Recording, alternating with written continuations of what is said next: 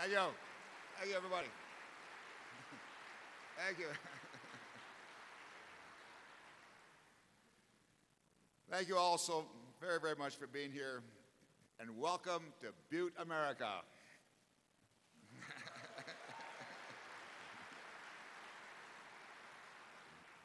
The fifth Economic Development Summit wouldn't be possible without our sponsors, our wonderful hosts, Frank Gilmore, Chancellor of Montana Tech, his staff, my staff, and a really great lineup of panelists and speakers. But mostly, we have you to thank.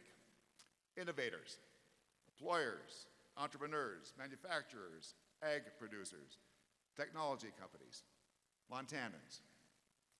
Yes, you, the ones who are here to come up with solutions and create an even greater, brighter future for yourself, for Montana. Thank you for having the courage. Thank you for having the guts to come up with Montana solutions to Montana jobs. The past few years haven't been easy. And while Montana hasn't seen days as dark as some other states, we feel the recession in very real ways. Montanans have lost their jobs. Businesses have laid off good workers. Others have closed their doors for good. So I feel lucky to be here today with such a bright group of people, you. You are folks committed to pushing through during the hardest times, making the best out of situations that aren't always easy. I had a smart friend in Butte once tell me, Max, if there's one piece of advice I can give you when you're out there in Washington, it's this. Never holler whoa in a tough spot. Now, granted, this was the same guy who used to put sausage gravy on his pancakes, but he was a smart guy, and I always took his words to heart. I spent a lot of time on a ranch when I was growing up, and anyone who's been around horses knows what whoa means. When you're on a horse and going's tough, you keep going. You don't holler whoa. Don't tell that horse to stop, or you're going to be in trouble. Push on through, keep moving. We have a lot of examples in the next few days of ways we're moving forward. We could be giving up and hollering whoa. Small businesses are a great example. They're the leading source of employment in Montana. Did you know that Montana has over 31,500 small employers, representing 98% of the state's employers and 70% of its private sector employment?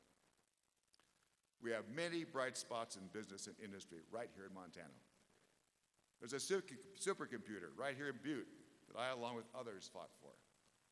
That supercomputer is helping Montana businesses become more competitive and sustainable, and demand is growing daily.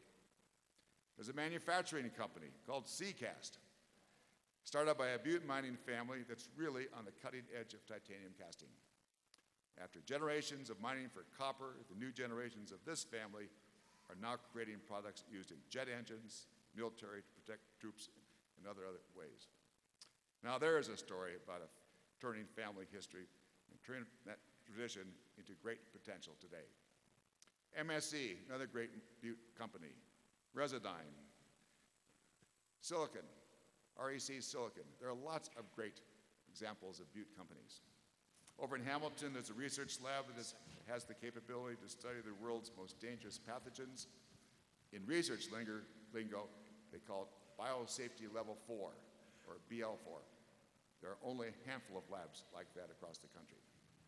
And today, right here in Butte, we have a lineup of international business leaders who want to help create new jobs in Montana. We have 2 days of speakers and panels made up of folks who are among the best in their fields. They are here because they know Montanans don't say whoa during tough times. Montanans say giddy up. So I ask you, what do we Montanans say during tough times? And what do we say we want to create jobs? And what do we say we want to build business in Montana? Come on, one more time, loud. There we are, that's what we do. Panels the next 2 days will cover topics like creating jobs by bringing broadband to rural communities. Another 6 panels will feature foremost leaders in energy will come together to find ways to capture and develop Montana's energy resources from wind to coal, oil, gas, and biomass. The potential for energy development in Montana is enormous. And with good energy development comes good paying jobs. That's why we brought the best energy experts in the field right here in Butte to connect with you, local business, who put our great state in the map as an energy leader.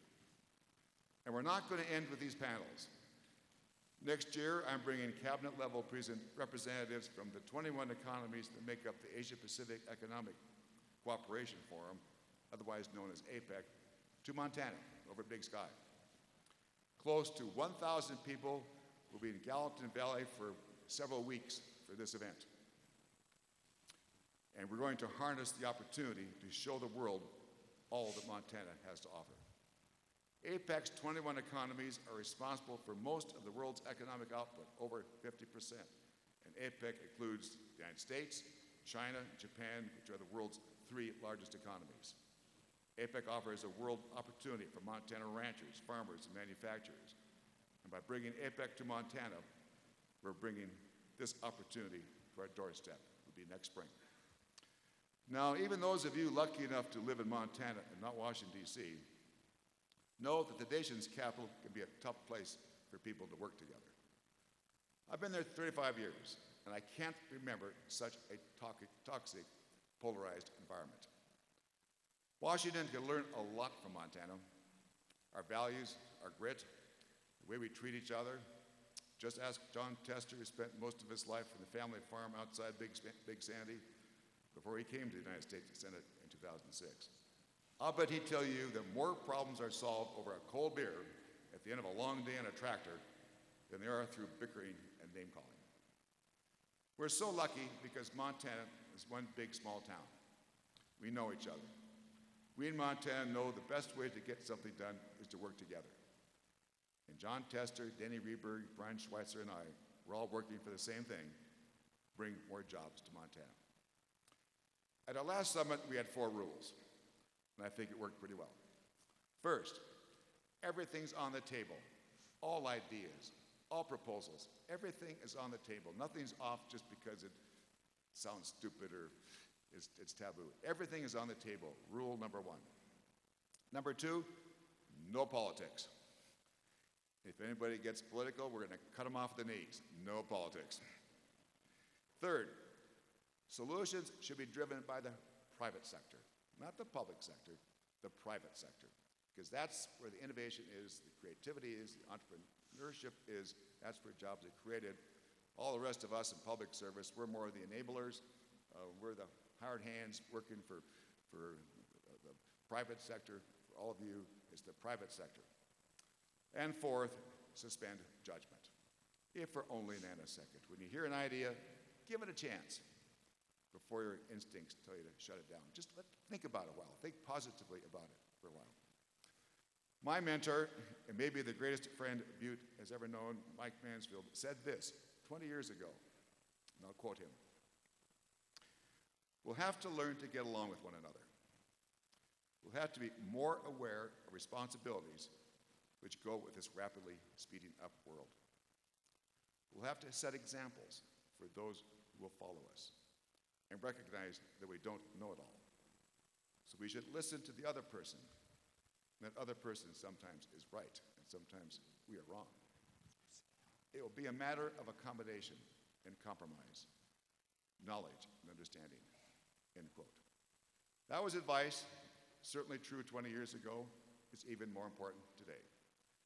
The miners who overcame hardship and traveled thousands of miles to Butte, Montana, changed the world. They brought electricity to the world, and I'm confident that you and I can change the world too, by remembering that every challenge is an opportunity. I implore you all to follow Mike Mansfield's advice today and tomorrow. Listen to each other, learn from each other. It's time to set aside our differences. If we're going to come out of this hard time, it's better that we go through it together and think positively. And one more thing. I've heard it said that you should focus on the horizon and choose the trail that'll get you there. Because if you spend too much time looking at where you've been, that's right where you're bound to end up. True words. We need to look forward. We can change the world. We can, right here in Butte. And boy, is it going to be fun. So now, let's get to work. Thank you very much.